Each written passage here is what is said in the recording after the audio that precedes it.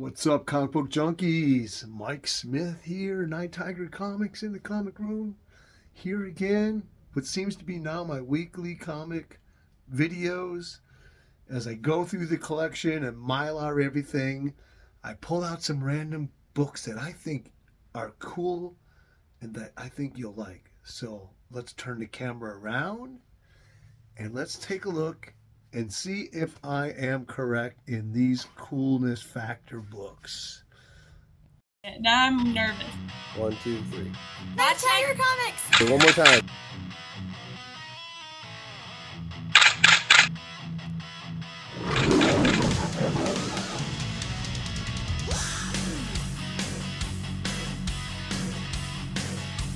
Two, three. Watch Nighttiger Comics! Oh, perfect. I say it's crazy. Okay, so as always, I'm going to start out with a Golden Age book. This is what my channel has really been known for, is Golden Age, and I have not been showing those as much because I have not been buying any. Matter of fact, I had one on my list for $50, a Daredevil Comics, 29 or something like that, for 50, but I decided to go ahead and buy more Mylar and backing boards because I really, really need to get this collection done in Mylar before I move, with the intention that there are no supplies in Dominican Republic whatsoever, no comic shops, and obviously shipping will be astronomical. So here we have the Vault of Horror number 30, a nice high-grade copy, Johnny Craig cover, severed arm. I believe this is 52, 53. I don't know, but it's just a cool book. And I remember got this off eBay. The seller had like 3 EC books, and they were all listed at around half of fair market value, and I grabbed all of them. What year is that? 1953. So this back in 2022 when I bought this. Actually, it was in August, so exactly 3 years ago. Okay. So I did buy some books this week. So I went into the shop. I did some work on the side. I made about $100 in cash. And like I said, instead of buying that Golden Age book, I went and got Mylars and bags and boards. But I had to peruse the store, and I did pick up some books. Now, this here is my Bat Family Comics number 1. But this was one I just Mylar'd the other day, and when I pulled it out of the poly bag, it had something sticky right here, and it did like a cover pull. So I was very, very upset about that. I've had this in my collection for almost a decade. And out of all the covers in the run, this is probably the least coolest, number 1. So really weird. But as I perused through the Batmans, they had one there for $4 and just as nice copy without the tape pull. Matter of fact, they had several issues. I had them all. It was really hard not to buy any more because the other covers are much cooler. They had the Catwoman issue and just some really other cool issues. So picked up another one. I thought, what the heck? It's a number 1. It was $4. Batman Family, giant comic. So I got me a second copy of that. And I went through the dollar bin and found some more Harveys. And these were all giant copies. And except for this is the only one that was a Bronze Age. The other ones are silver. So number 46 from 1971. Giant size Harvey comics with Hot Stuff Sizzlers, Stumbo, Ofoodle, Princess Charma, Grandpa Blaze. And I've been actually reading these lately, and I find them very fun. I grew up watching the Harvey cartoons. It's a little bit low grade, but it's all there, and it was $1. And like I said, I'm not trying to buy comics, so I'll be buying, the really cheap stuff lately. Only if it's cool, only if I like it, only if I want to read it. I'm just not going to buy stuff to buy stuff. So number 39, this is from 1968, I believe. Again, all the same characters, giant size issue, a little bit of water damage. And those are probably, I don't know, this one. Here's a number 34 from 1968. So that was my birth year. Another giant. I grabbed all the giant size ones because you know how it is. More bang for your buck on the giant size. And these weren't there last time I went. And number 53. 19. So this one is a Bronze Age. It's 73. This is a little bit less pages than the other giant size. You can even feel it when you pick it up. And it fits nicer. I could fit it actually in a current size bag. These are in standard size bags, and they are quite tight. I had to trim the backing board a little bit. So the funny thing is, I don't know why the Gerber Mylar company, they stopped producing the Silver Age size several years ago, and they went just to a standard, which fits all the Bronze Age and most of the Silver Age. The early Silver Age does not fit, and you got to put them in Golden Age size bags, which kind of sucks because these are a little bit more tighter than I want them to be. But this is the earliest issue I got, number 35, and you got Princess Charming on the cover from 1968. Now I do have another Golden Age in here. So I got an A-OK, and you probably saw that unboxing because it came out. But I wanted to highlight some of the cool issues that he sent me, and ones, well, I didn't have two of them. The other two I did have, but let me show. They're just cool. So Michael Mayred from Instagram sent me a little package. This was in there. This is one of my favorites in the bundle. I didn't have this one, and I am actively trying to complete this Jonah Hex run because it's one of my favorite all-time Western series. It's just really good reading, really good art, and it has a half book sticker on it, which I tried to remove just by peeling it off, and it was taking part of the cover. But I don't know, I kind of like it because it reminds me of when I used to buy books at Woolworths when I was a kid.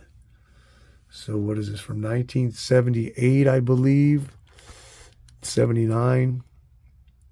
Jonah Hex, number 21. And then this was also in there, a nice copy of Western Tales near the end of the run with Scalp Hunter, number 55. You got some Confederate soldiers on there. And just a beautiful copy of that. And I don't know who does the art. It says LD. And then he also, I actually got a copy of this in an A-OK, but this is a little bit of an upgrade. And since Moon Knight's one of my favorite characters, I don't mind having a second copy. And it's kind of an early Moon Knight issue from 1978. I believe he first appeared in 74 or 75. Werewolf by Night, number 32. So he's about 4 years old here. Just a cool cover. I forget who does this cover. Oh, Cockrum and Rubenstein. And yeah. And then he also sent me a Golden Age issue. And it's a killer winter cover with Super Snipe. So number 25 from January 1946. It even has a little war bond thing over here. 52 pages. And if this is a really good series, the creator writes and draws it. And it's just an incredible series with a great cast of characters. Dennis the Menace type characters in here. But I always love the winter cover, especially from Golden Age, pre-code stuff. So, and then we got Huck Finn from Mark Twain.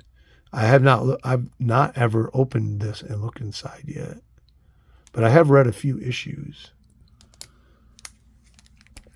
Then we have Amazing Spider-Man with the Prowler from 1971. We have the British copy, edition, whatever you want to call it. A John Romita cover. And I did read this, but it's been so long, I cannot remember the story. I find the Prowler to be just a really cool. He's not even.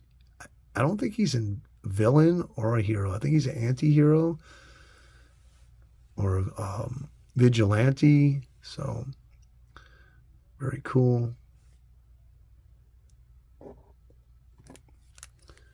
Then we got a nice Thor issue from 1977 with Ulick Unleashed. Jack Kirby cover. Beautiful, decent copy of that. Yeah.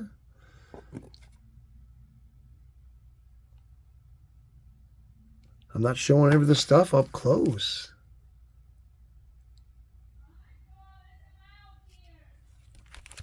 Hold on. My wife just shouted there's a mouse in the other room.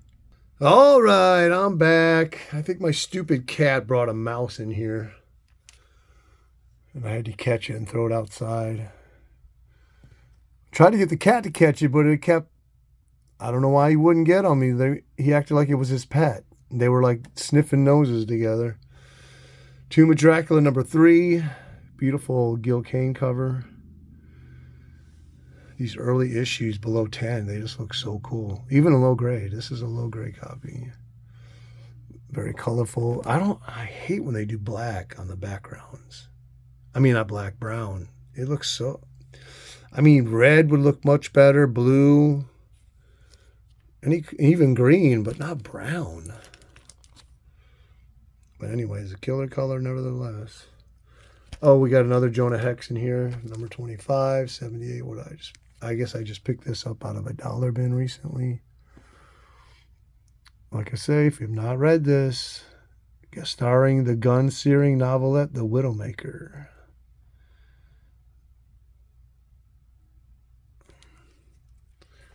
And you never can go wrong. We can find a nice Bronze Age Batman issue. Jungle Jeopardy. I don't know who does this cover, but it looks really, really cool. I'm trying to figure out who does that. Jim Aparo, maybe? I don't know. It looks maybe a little bit too good for Jim Aparo. Roger Marshall's Ed Hannigan cover. Don Newton interiors. Hey, that's a good cover for Ed Hannigan.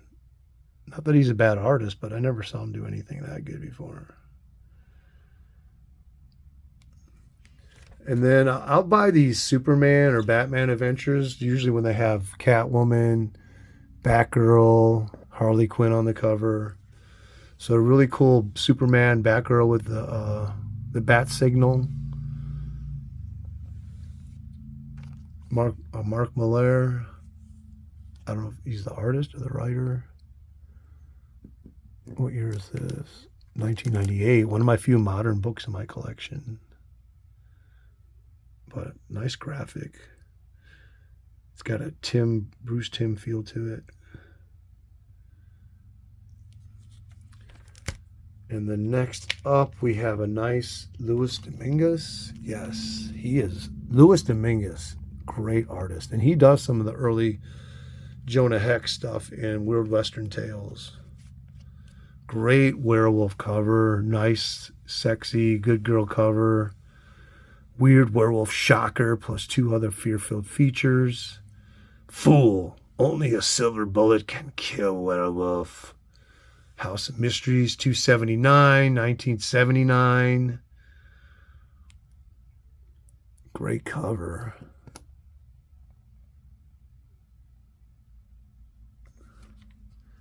Then we have, I forget who this is. It's Jane's Manfield cover. So I just watched a little video on her, how she was really smart, educated. I think she could speak 6 languages. But she kind of adopted like the Marilyn Monroe persona, thinking that's what would make her, famous and a movie star.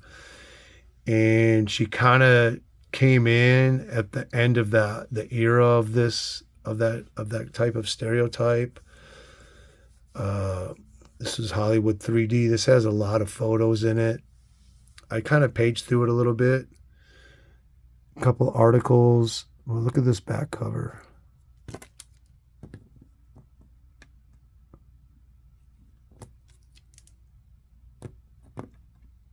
Hollywood 3D, number 7. I think this is a Blackthorn comic. What does it say? A&D Production, Zone Productions.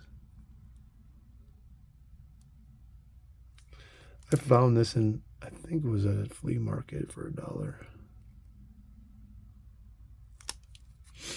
Then we got some Charlton, I Love You, 126. Nice copy. I mean, and this is Garcia Lopez, another great artist.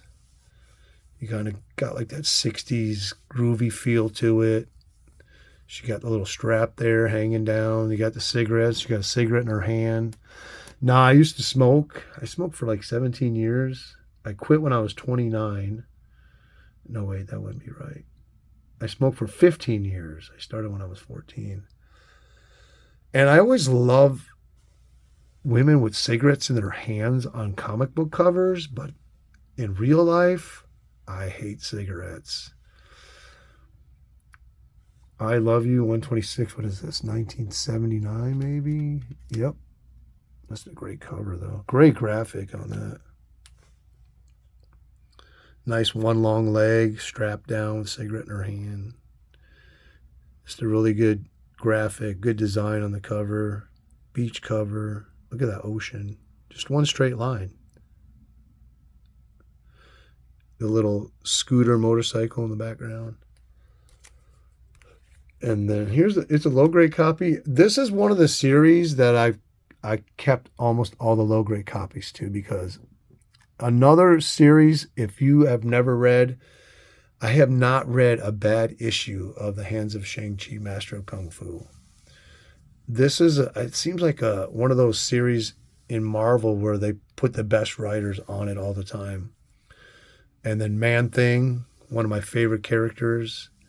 I always love, and the Man-Thing title in the Bronze Age is really good also. So number 19. So this is the 3rd issue of the solo series. Martial Arts vs. the Man-Thing, 1974. And then next up, I have a nice copy of number 18 from June 74. Ron Wilson cover. Now, I'm not a big Ron Wilson fan, but that is a really good cover. High grade, except for this little spot down here. So this is 2nd issue of Master of Kung Fu. So before this, issue 16 was the last issue of Marvel Special Edition, which was his first appearance. Was it? Yeah. Or was it 17? 17, I think. I don't remember. I think it was 17 was his first appearance. So this might be the first issue of the Master of Kung Fu title. I think that's right. All right, so I don't know. We've done a little 17 minutes, but one more book, a really nice copy, and a cool Jack Kirby. This is from 1962, Gunsmoke Western, Anatomy of a Gunfighter. I always love when they do the dialogue bubble that has that really thick line around it. Jack Kirby, Kid Colt Outlaw. Beautiful, the red background with the yellow trade dress there. I don't know where I stumbled on this thing from, but it's a really nice copy. It's got that big round 12 cents. This is right after it changed from 10 cents. So in 1961, it was a 10 cents cover price. Then they went to just the 12 cents without the circle. And then they went to the little corner boxes, which was Steve Ditko's idea. And then so Stan told him, go ahead and draw all of them for every series. I did a little video on that on my channel if you want to go way back. Who invented the Marvel corner box. But that's it for this video. Hope you enjoyed these. Let me know. Give me some comments. Tell me which ones you thought were cool. If you have any of these. And what are you doing to take care of your collection. And Nighttiger, I might as well leave that up there. Peace out.